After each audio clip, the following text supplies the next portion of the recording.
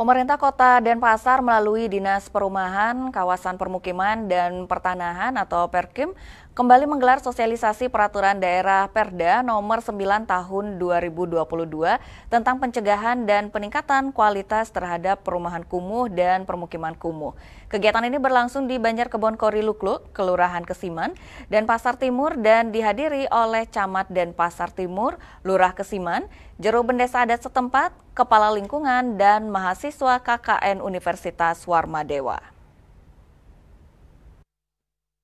Dalam sambutannya, Kepala Dinas Perkim Kota Denpasar, IGD Cipta Sudewo Atmaja menyampaikan bahwa sosialisasi ini merupakan bagian dari program tahun anggaran 2025 untuk mengedukasi masyarakat terkait pentingnya pengentasan kawasan kumuh. Pengentasan kawasan kumuh bukan hanya menjadi tanggung jawab pemerintah, tapi juga memerlukan kolaborasi aktif dengan masyarakat dan pihak swasta.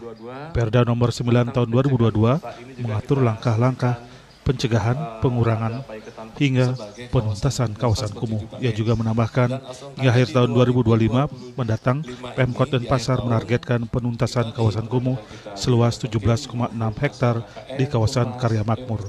Proses pelepasan hak atas tanah oleh warga kepada pemerintah kota saat ini sedang berjalan, dan setelahnya akan ditetapkan sebagai aset resmi milik Pemkot Denpasar.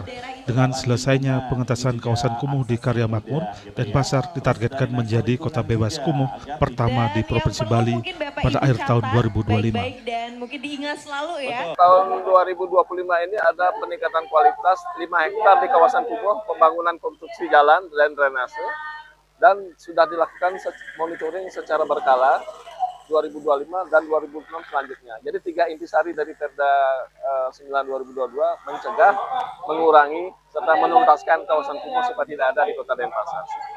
Spirit Wasudaya Kutumbakam yang dicanangkan oleh Bapak Wali Kota Denpasar dalam hal ini pengentasan kawasan kumuh tidak hanya di komando oleh Dinas Perkim, tapi juga keterlibatan Paiketan Rantauan Bulan yang Prabu, juga keterlibatan mahasiswa KKN Universitas Warmadewa yang juga hadir pada saat ini, dan tentu saja warga masyarakat di Kelurahan Kesiman yang menjadi objek pengentasan kawasan kumuh di Kota Denpasar pada saat ini. Sementara itu, Lurah Kesiman Inyoman Nuada memberikan apresiasi atas penyelenggaraan sosialisasi ini.